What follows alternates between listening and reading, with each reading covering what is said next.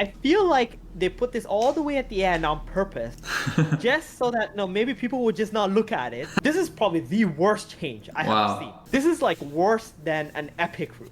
What's going on, Axie fam? Elijah here, back with another video. Joining me today is the Axie Infinity Goat 1437. Thanks for being on the channel once again. It's always a pleasure to be here and have an opportunity to share the knowledge. So I don't want to waste any time because there is a lot to cover. Let's just jump straight into these updates, Theban. We're going to go through one by one. Some might take just a few seconds. Some might need to get elaborated on more, but hopefully we can provide some insights, maybe give you thoughts around what Axies to be looking for, comps and strategies to be considering. And is there anything you want to say right away before we go in piece by piece? Yeah, I will mention that in this current update, or this card / runes and charms update, it's mostly just numerical. They wanted to try and maintain the archetypes and also try to get people to continue to use the Axies that they already own. So most of these changes are going to be small, but they could have very big impact on the meta. Let's go into it. Gil has a base damage increase to 25. It was 20 before, so a little bit of an AoE boost here to this card. Yeah, I think a lot of the idea behind these changes, especially with like the AoE stuff, I know a lot of people have been complaining about AoE, but in reality, it hasn't really been as strong as it was in the previous seasons. This change is mainly to like the Aqua cards. Aquas are meant to be this sort of AoE targeting ability class, but what ended up happening is they just got outshined by some of the other multi-hit / AoE abilities, so they're just seeing a little bit of love here. We're trying to get the Aquas back in the game, right? And we're seeing this kind of across the board with Catfish, another AoE card, getting that extra 5 damage. So very much in line with what you're saying there. Hopefully we can see more utility, more use out of the AoE Aquas in the future.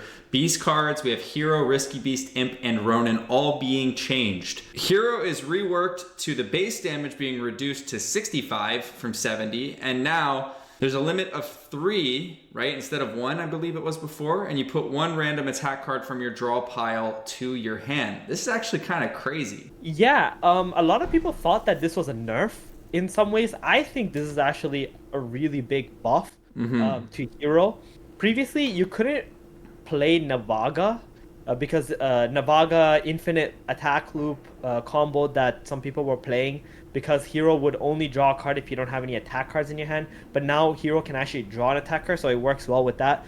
On top of being usable with Navaga, this gives you a lot of late game potential in case you have a lot of curse cards in your hand, or you're just fishing for one of your big attack cards. Yeah. Now you have a way to just be able to use one attack card, use a hero to get that attack card back in the late game, and then use the same attack card once again. So there's a lot of flexibility involved with Hero. I like this change quite a lot. Risky Beast. Apply Hex to self. That was Deathmark. Yeah, this is a huge buff right here. Previously with Deathmark, every time your opponent used an energy, you would be taking 15 damage. Now, with Hex, you're going to most likely use Risky Beast on a Axie that doesn't have any spell abilities.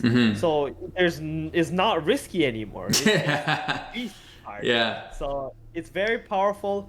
This reminds me a lot of Risky Fish that in the past. I expect more play from this, but the only problem is Risky Beast collides with Ronin, which for the same body part, which, you know, Ronin we'll see soon that also got a small buff, and normally people are going to prioritize that ability over Risky Beast. How about this up front, right? I mean, Pango got a buff too. Could we start seeing some Risky Beast frontliners? It's very much possible, as long as they're not playing Innocent Lamb or Cottontail on the same Axie. Right. I totally see this being as one of the high-end, low energy cost, big damage cards. And now Imp has a base damage gained while in Fury. So in Fury form, it's now 45 damage instead of 25 damage. I did not understand this one bit, because Imp was already one of the best horn cards for Rage comps this past season. So not a lot of people got to see it, because most of the people who are using Imp were in the higher ranks, and they loved it because, you know, it has a free retain, you get this extra damage which gets boosted during your Fury turn, and now they increase it to 45, amplified by another 50% on top of that. this is just going to be one of the most nuts card for any comp that runs Furies. And Ronin has a base damage increase to 45. It was 40 previously. I think this is just reverting back to how it was originally, right? Yep, and they also removed the cap on the energy spent. Right. So you can go infinite. The reason previously that it was nerfed was because of the Cottontail and the old energy system, where you can just go have like a 4 energy, 5 energy turn like really early in the game. But now that there's shards involved, you can't really do that. They also over nerfed Ronin. We're gonna see a lot of Ronin being played in the future. Especially, I feel like Imp plus Ronin could be a great combo. Bird cards, Feather Spear, Trump Cloud, the last one, and post fight, a lot of changes, even more than Beast. I think we have 5 instead of 4 now. Let's go ahead and take a look. Feather Spear base damage increased to 33. It was 30, so slight buff there. Pretty big buff, 6 damage total because it hits twice.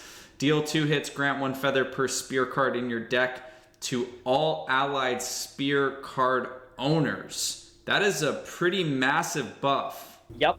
So previously the spear cards only buffed yourself. Now what they're trying to do is make the spear cards in general be more useful and have potentially these spear kind of teams. So the spear Axies can actually buff each other up on top of buffing themselves. So yeah, like you said, extremely big buff, and this is kind of the same pattern we'll be seeing with the other spears. So this is a little bit of a twister here, figuring it out. But base damage reduced to 18, it was 25. However, the hits are increased to 4 and was 3. So what does that equal out to here? Used to do more damage at 75, but now has 1 extra hit and is down to 72 damage. But you will be running Trump in some kind of like a multi-hit composition. So maybe you have feather stacks, or you have rage stacks, or maybe you're playing with bloodlust. And with those things, your Trump could potentially do even more damage. Cloud added base heal of 5 HP. New effect, it has retained now. You can target any ally. If there are less than 5 feathers on the target, grant 2 feathers. Otherwise, add 1 feather dagger to your hand. Do you see this getting used? I just feel like there's so many better tail cards. Yeah, there are much better tail cards, but I see some ways that it could be interesting because there is this 5 HP heal on the Cloud. You could attach some different kind of runes and charms on it.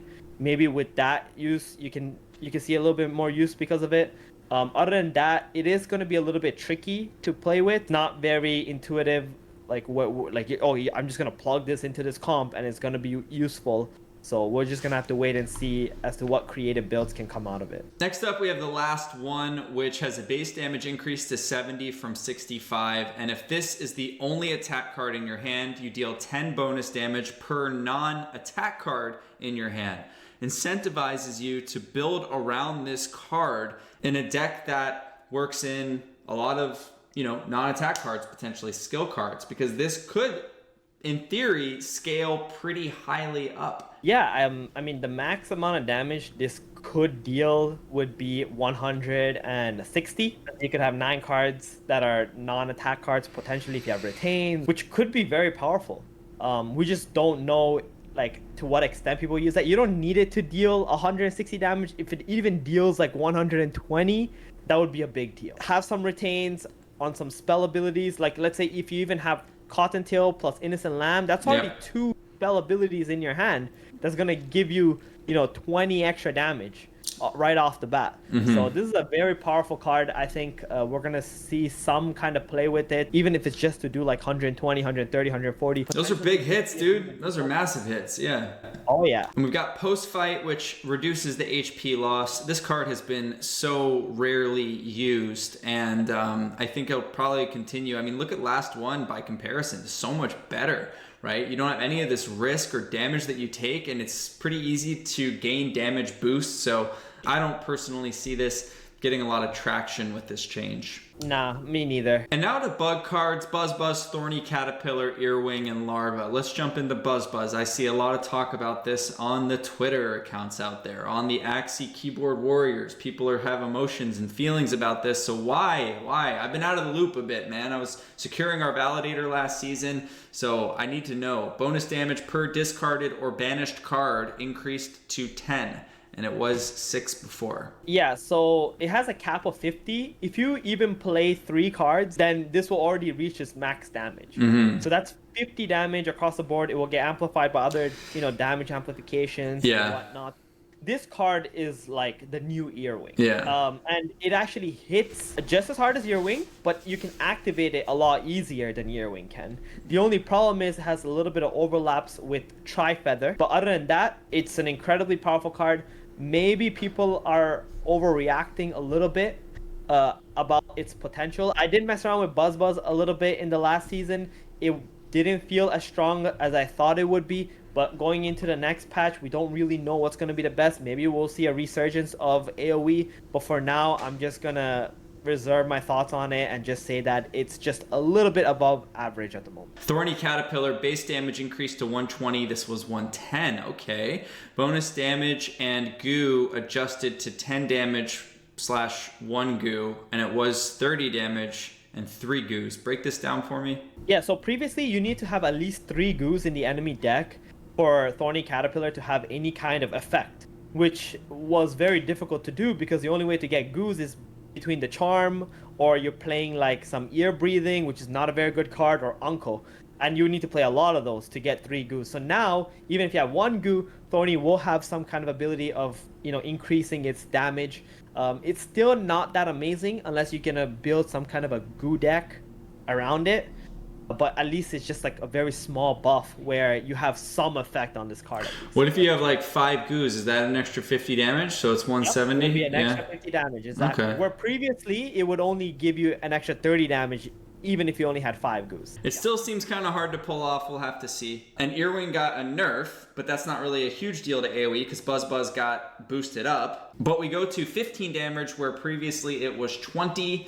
Do you think that this is too harsh? Do you think that it's fair now that Buzz is what it is? How do you see this affecting such a popular composition, which is AoE? Many people use that team. So I think Earwing nerf is good, because on its own it was already a really good card. Now it has lost essentially 15 damage. It's going to be difficult for you to make up for that 15 damage. I don't think this this nerf has anything in connection with Buzz, because they're just like two different parts, and probably they'll be played in some different kind of builds. Maybe you do play them together, but even then, like, it won't really change anything. The full AoE type of builds don't really exist. Their win condition is really difficult to attain.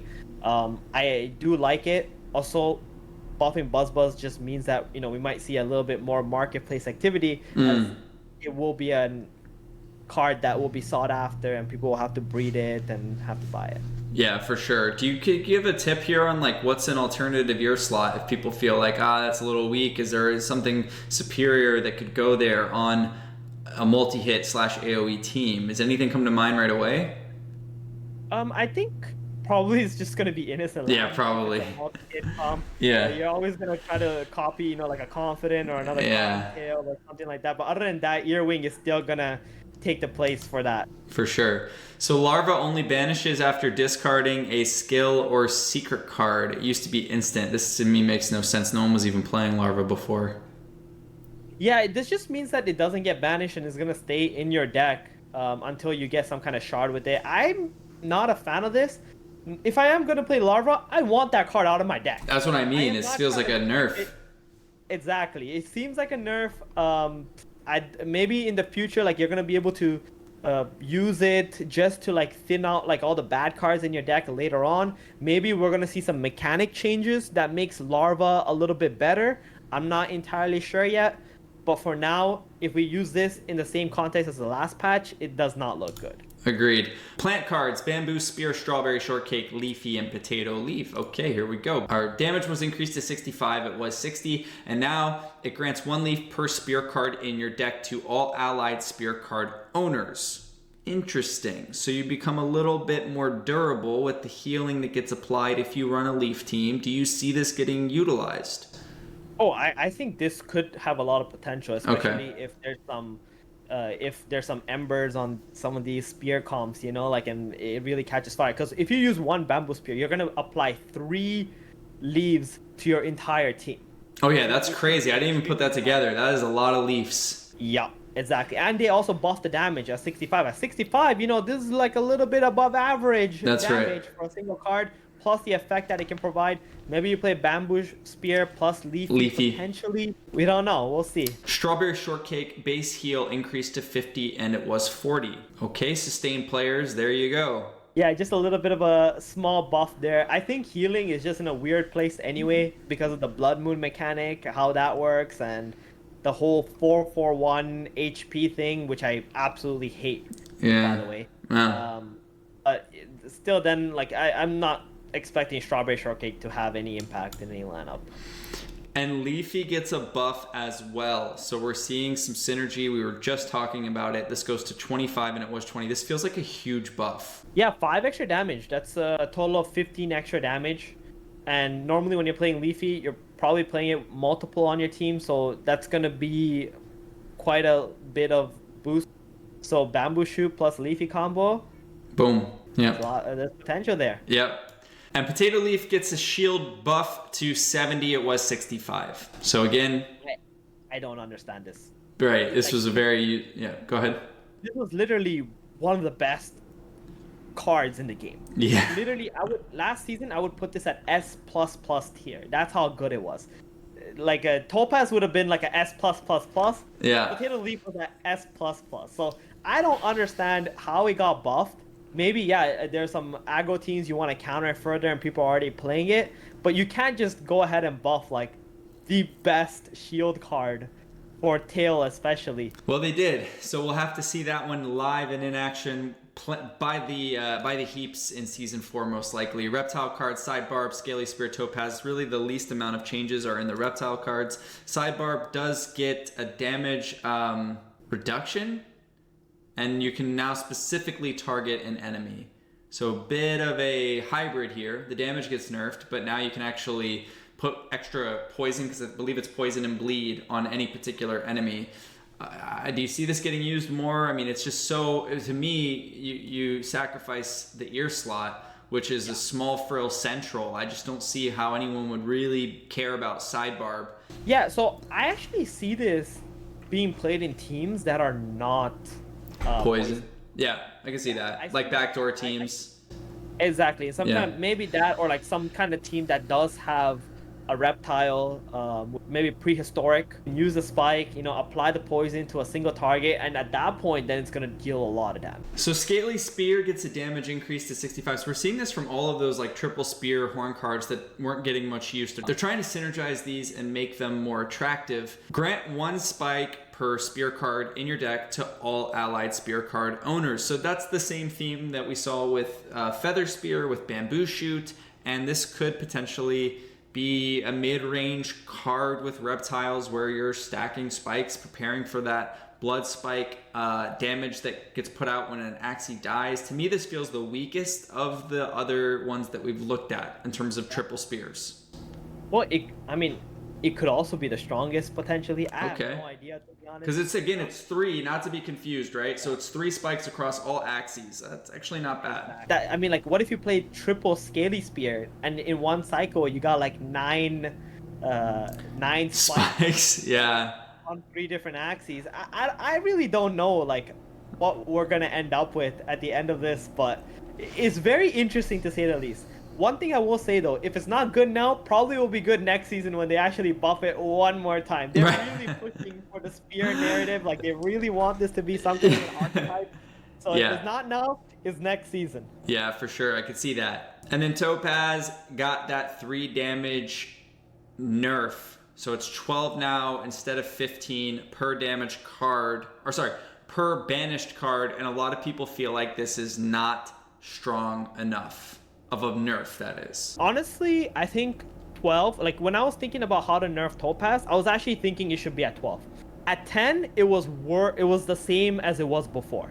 It was always at 10, like in the previous seasons, and nobody ever played Topaz. Right. It just didn't make sense. Yeah. Now at 12, you need actually to banish 10 cards to reach the same level. There's one very important thing. So in the last season, Topaz did not get its damage reduced when you put stamps on it. It actually reduced the base damage of Topaz, not the bonus damage. Those stamps are supposed to reduce your damage, right? If they change it where it lowers the complete damage, now Topaz is going to have an additional kind of indirect nerf to it, which will really make it nerfed. Not great, but we don't know if they're going to change that, right? They should, because it just doesn't make any sense. There's no consistency. I believe it's a bug, or like not a bug, but like something that was overlooked in their coding. But I feel that Topaz damage should be reduced based off like the total amount. It would definitely stop a lot of the stamp shenanigans. It would slow down this team a lot, especially with the 3 damage. Like you said, it does slow down the tempo significantly, having to get to 10 instead of 8 to really do. I mean, I could just see Topaz being dealt with so much more easily, even off this 3 damage, especially with all the creativity that's probably on the way with these other changes. Oh yeah, I think the biggest factor is everything else is getting buffed. Mm-hmm. So now you have this Topaz team who needs to go this extra mile to like get to their damage cap. Plus everything else is buffed, everything else is stronger. When I played Topaz last season, I can see the counters to it. I can see what people can do. It's just that they didn't have an extremely high win rate against Topaz. Now with Topaz being slowed down to this level, it could be even potentially with a lot of these other comps. For sure. So that was all the cards. It's going to be a long video, but we're just going to give you everything all at once here. We've got the best Axie player in the world, 4-time back-to-back season winner, AxieCom world champion, breaking down everything, giving his thoughts, giving you ideas, what might be good, what isn't really, having a strong impact, and we're going to go into runes and charms. Let's hear your thoughts. I know that the rare era is a shorter one in the season, but does this make a big impact anywhere? Okay, I'll be honest with you. I'm not one to really take a look at rare runes and epic runes that much, but I do have a lot of consideration for some of these things. Sometimes you find these little, how do you call it? These little nuggets with some of these runes that you can just use in other eras. Right. As far as Destiny Leaf goes, I'm not really sure what the best way to utilize this. They're just trying to give a little bit more power to some of these rare runes and try to make them a little bit more playable. And now epic runes, which is a bit more significant because the prize pools definitely go up once we hit this region of the season. Not only that, epic runes you do quite often see mixed in the final era or the mystic era. That can certainly happen. So Reckless Hunter, Pango Scale, Glorious Mane, Leech, Fate Maker, Healing Force. Again, those Twitter warriors, I've seen them talking about a few of these. So we're going to get Theban's thoughts. Reckless Hunter, additional damage taken reduced to 10%. So you're a little more beefy. It was 15% before. I still don't really see this getting a whole lot of use in the late stages of the season. Maybe some aggressive mid-stage season builds, like in specifically this era? This is definitely an epic era kind of rune. It's very powerful. It does a lot of damage. Now, going down to 10% makes it much tankier, which is very important. I will say that a lot of the epic runes, they will be, like you said, splashing with the mystics. Reckless Hunter is just not one of them, but Reckless Hunter, I do believe that it will be overshadowed by Endless Anger later on, but in the epic era, it will be something significant. Pango's coming back a little bit, slowly but surely, 20%. This was 18%. Okay. Didn't we start at 20% originally? Yeah, so it used to be a rare rune, and it started at like 20%, then you had to keep toning it down to like 15, then even lower than that, and it was still played, but that's because it was a rare rune. Now that they've added more epics, it's competing with a lot of different strong runes. At 20%, that's extremely tanky. Tanky. Chunky. So we're gonna have to see if people will be playing it. There are other really good epic runes out there. But I do believe that this is just getting to a point where you cannot ignore it anymore. Are we thinking return of Season 1, Triple Beast, Pangos everywhere, Reckless Hunters everywhere? Because that was a comp that could be very budget friendly, and you could get, see it in the top 100 all the way through to the Mystic era because of how good that those runes were. It's possible. Yeah. I do believe that the game is very different now. There's so much more AoE comps available. There's so many comps where like you're just trying to hit the back. For example, Jinx. Right, where you're just gonna throw Inklings and Ravens to the backliner and just ignore the Pangolin scale Axie. So it's a little bit of a different game, and that's why I believe that Pangolin scale also hasn't been seen too much play, just because you can ignore it much easier.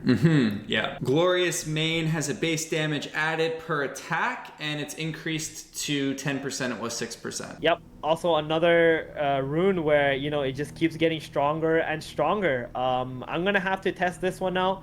I've been having my eye on this for a while. I was waiting for them to change it so that when you use one attack card, all of your cards get buffed up. At 10%, that's a lot. It's a lot, yeah. So you are not able to gain shards though off those cards, which poses a problem because Cottontail, Innocent Lamb is just too much of this power spikes during certain turns. That being said, though, 10% could be the number that really changes everything. And Leech got nerfed, so it stole 35%. Or sorry, so it's stealing 35% now, and it was 40. I don't know, man. Leech was really good for dealing with the very annoying sustain comps that are out there, and this hurts. This hurts on some level. Yeah, I think the idea behind this is they just don't want where like you play a Leech and then you just auto win against sustain. That being said, I feel like people are playing Leech because of its secondary ability. That even if you don't play against some kind of shield, you're still able to have some kind of effect where like you suck 6 HP from every Axie. Mm-hmm. If they were gonna nerf something, I would rather they nerf that than nerf the shield leeching component. I think having counters to builds is a good thing. Yeah. Right? So I think if the second ability wasn't so strong, people wouldn't play that much Leech. But if there's a meta where there's a lot of shield comps, then it's fine for someone to play Leech and have, significant advantage over the opponent. At 35%, it's still it's a smaller advantage, but I feel we're starting to get to the point where it's not going to be a rune that's playable. Ouch. And now Fate Maker got reworked. The effect is triggered by discards from any allied Axie, and it was the rune owner before. And when discarding an opponent's card, the card's owner takes damage equal to 3 times the stat reduced. Bit wordy here if you want to elaborate. Yeah, so this got a massive buff. Fate Maker saw literally no play because it only worked off the cards that Axie with Fate Maker discarded. Suddenly, it works for your whole team. So if let's say you have one Fate Maker, you have Neos and Parasites, or you even have some kind of like clear that can discard your own cards, you have ways to buff your cards. You have ways to reduce stats on your opponent's cards, especially the key cards of your opponents, and you're also being able to do damage to your opponent at the same time. I can totally see a world where Fate Maker can create some kind of a new archetype altogether. I don't know if the stats are perfect for it yet, but this is setting up for a very key possible build in the future. Okay, here we go. Healing Force. AoE damage per living ally is reduced to 3. It was 4, and the card text is updated for clarity, so now solo. And when your turn starts, heal all allies for 8 HP, and for each living ally, you deal 3 damage to all enemies instead of 4. A lot of emotions running high about this. It's a pretty big nerf. Mm-hmm. It lost a lot of damage, essentially, because every turn, it really does add up. It's starting to feel like maybe Healing Force is no longer that staple that you want to put in your AoE builds. You might just want to opt for something else. This is like a really big... Actually, honestly, it's a pretty big nerf because Healing Force was one of the main factors of getting your opponents low enough health for your Wing Horns to trigger, right? Because they did damage, across all the Axies. At 9 damage per turn, it doesn't really feel that worth it. So we're going to have to just wait and see. And if people are not going to play Healing Force, I feel like AoE is going to take a huge hit again. It could just be that it is strictly for Epic Era this time, and it doesn't get carried over into Mystic, which is what usually has happened with AoE. Maybe there's a better selection once all the Mystic runes come out. We're going to have to see. And then for the Mystic runes, a lot of changes. We have Brutal Claw, Feather Descent, Raven's Tactics, Metamorphosis, Soul Eater, Shady Exchange, Holy Prayer. In the home stretch here, we're in Mystic Land. We've got Brutal Claw, and when creating Bloodstorms, reduce bleed turns on the target by 1. It was 3. Yeah, it's a massive buff. I mean, people didn't play it at all. I feel like the game was just way too fast for the bleed comps to compete with. With this change, I feel Brutal Claw is going to have a lot more potential to do damage. It doesn't remove those bleed stacks anymore. Definitely a step in the right direction to make it much more playable. I think we will be seeing people experiment with this. And we have Feather Descent, where Feather is gained when your turn starts. It's now increased to 2. It was one, I think this is also a massive buff. Yeah, it really wasn't a rune that was played at all. Yeah. There aren't any builds where like you would actually play this kind of build in the last season. Maybe because the gameplay was a little too fast. I'm not really sure, but it helps with the thought. It helps with the thought around front and center. You know, triple owl or feather fan potentially, right? Because you're getting there that much quicker where you can consume feathers. Is it going to be enough, right?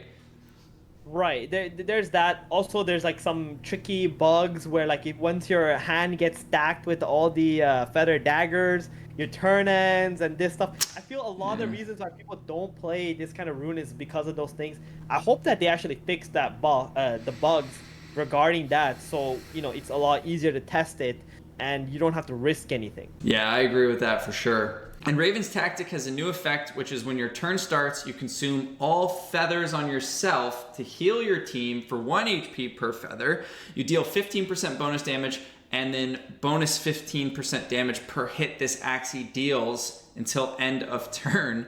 Cap at 2 hits. That is a very complicated implementation, just a lot of words there, but you're now sustaining your team a little more based on your feathers. And you know, what are your overall thoughts here? I mean, last season, this was literally the worst rune in the entire game. Like, so bad that if you crafted this, I felt sorry for you. So now, like, it's trying to do a little bit more because it only healed yourself. The problem with this is it consumes all your feathers. Yeah. Right? It consumes all your feathers. Your feathers are your so damage important. multiplier. Yeah. You really need those feathers. So at most, what can this heal? Like 10 HP to each one of your Axies, because that's the cap that you can reach, right? It's so goofy, and like, how terrible is this versus sustain? It's like probably still the worst rune ever, right? Like you're healing and losing feathers, your damage output goes way down. You're not even at risk of losing HP throughout sustain matchups. Yeah, so the 15% bonus damage, I did the math last season, it kind of adds up to having, you know, between 10 to 15 stacks of feathers. But then it's like, sorry, if you hit the cap, that is. But now you still have to use cards before that to reach that cap. And secondly, you just rather have feather stacks. Feathers are too good, man. Yeah. You could have another team and just have feather stacks and just stay at 20 or like 19, whatever it is, and just be happy with it and have another rune. This gets 2 thumbs down here. Moving on, Metamorphosis. Damage dealt per cocoon increased to 7% of the rune owner's shield. It was 5%. Yeah. So when they released last season, the Metamorphosis, it was actually at 10%. At 10%, there was OTK combos with this rune where you just win by like your 3rd or 4th turn, like super easily. And then so they had to tone it down to 5%. And at 5%, it just didn't seem as impactful. So they're now, you know, slowly trying to like bring it back up and see at what number it becomes playable. At 7%, we'll see. Maybe there is still some OTK potential. The Axies just might not be existing quite yet for it. Makes sense. And Soul Eater triggers when your turn starts. It was when Rune Owner played abilities, so this is automatically triggered. And now bonus base stat is granted to all allied Axies. It was the Rune Owner only before. That sounds pretty strong. Pretty crazy. So at the start of your turn, one of your Axies will lose 66 HP, but all of your Axies will get their stats on their abilities boosted by, I believe it was 6%. And that will happen every single turn. So man, if you can work this out where you're keeping this Axie alive somehow, like, you know, healing, whatever the case may be, and meanwhile it is boosting everything on your team, there has to be some compositions which are absolutely disgusting with this rune. Yeah, so you just need to pretty much be able to survive your first 2 turns without losing your Axies, and after that, buffs just start stacking up like crazy. The first 2 turns are the most important ones because there are other cards in the game that can give you 10%, 15%, 20% boost. So that's like kind of like the benchmark. I can see Soul Eater being something that people will experiment with for sure. Shady Exchange. Energy fragments are lost at end of turn until round 2. It was round 3. Energy fragments gained at start of turn after round 2 was round 3. Break this one down. It's a bit of a head spinner. Yeah, so previously for 3 turns, you would just keep losing 3 shards. Now you only lose 3 shards for the first 2 turns. So on your 3rd turn, you will gain 3 shards, and so on from there. This is a pretty nice buff because now, unless they change something to the shard system, on your 3rd turn, as long as you have Kotaro or whatever, you can still get to 7 and use Cottontail. Slow in the beginning and then really fast later on. I'm still not sure if people will see a lot of play. You'll see a lot of play with this. I feel there still are other Mystic runes that are just a bit stronger. There could potentially be some combo decks that would like to play Shady Exchange, but for now, I'm just gonna put this somewhere in like the below average here. Makes sense. Holy Prayer, I saw a tweet from you today, Theban, who had some strong words for the changes made to this rune. Curse cards removed at the start of your turn reduced to 1, it was 2, and then bonus stats granted increased to 15% was 10%. So it's better against when you're not facing a curse comp. You end up matching against something standard, but when you face a curse comp, it's trash. I feel like they put this all the way at the end on purpose, just so that maybe people would just not look at it. Right? I went out and said, with the current system, without any mechanics being changed, considering last patch and the current changes right now, looking at it with a high overview, this is probably the worst change I have seen. Literally the worst change. So Holy Prayer was your one key to being able to counter curse comps. And the biggest curse comp right now is Jinxes, right? They can put, especially in the final era, they can put 5 curses into your deck per turn. Like, that's your average, pretty much, especially with the Jellyfish. And Jellyfish was just like this amazing little charm for curse comps. Now, at only removing 1 curse per turn, and you lose your stats, your bonus stats, if there's even an extra curse in your deck. So if they're putting 5 into your deck, you remove 1, there's still 4 left, and your Holy Prayer doesn't do anything else apart from that. This is like worse than an epic rune. Like way worse than an epic rune. Oh man, this is rough. I don't know what that, like, it just feels like curse will run rampant without a balancing equalizer, and Holy Prayer getting hit like this is hard to see. The argument that was made by some of the guys on the team was that there's Lotus and then there's Bean's Blessing, right? Yeah, go ahead.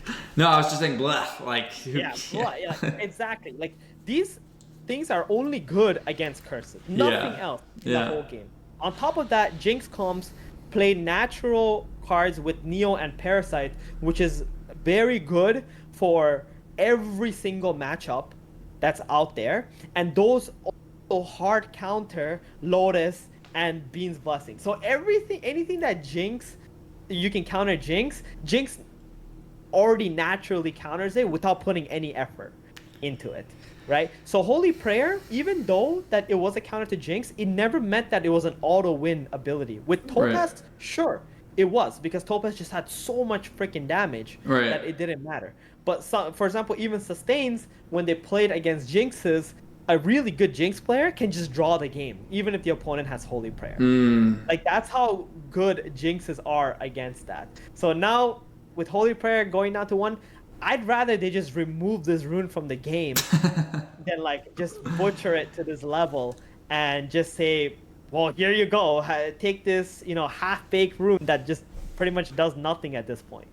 Ouch. Strong words from the GOAT. And will they be heeded by? Will they be listened to? We'll have to see, but this was a humongous update. This was a big video where I'm really glad I got your insight. I think we're just capping it off with 2 small changes here to Mystic Charms, Mad Moon Mask and Oak Bud. Mad Moon Mask, bonus base attack increase to 30% was 25. What is the downside of this charm? The card that you use will not give you any shards. Gotcha. And then we have Oak Bud, shield cards heal 40% of shield granted, it was 30%, and attack cards heal 40% of unblocked damage was 30%. Any final thoughts on these last 2 charms? Not Not too much, just very small numeric changes to those guys. Just extremely small buffs. Yeah. Not gonna change much. Yeah, so I mean, guys, we got a lot that we don't know about yet for season 4. I mean, I think we can see new archetypes. I think we can see things we haven't even thought of yet. There's new Axies that will be bred almost certainly. And it's exciting times for Origins. I feel like we are getting closer and closer to a more polished product, which is great because it's been a bumpy, start first few seasons to this. But what are your final thoughts here as we get ready to go into season 4? My final thoughts is I like what they're doing. They're protecting the assets of the players, which is really good. My only problem was pretty much with Holy Prayer. I thought that was an absolutely ridiculous thing. I think there's some other runes and charms, also cards that could use some buffs. Like one example would be Bloodlust, right? Mm-hmm. Something that we really didn't get to see that much. I didn't see any changes to Adaptive Program, which I literally think is the second best rune in the game. Wow. Probably the first best rune would be Collect and Protect. Collect and Protect, I would have loved to have seen that lose a little bit of armor on its other turn. It's pretty much been the best rune in the game for since season 1. Yeah, that's right. So that's another one. Overall, the other thing I will mention is maybe we'll see some mechanic changes coming up as well, which could potentially change a lot of the stuff in the meta, and also it could make some of these changes make more sense, right? So just because of that, I'm not gonna just be like, okay, this is exactly what I think, this is exactly how it's gonna go. I'll save some of my other thoughts for when the other shoe drops, and then we'll know where to take things.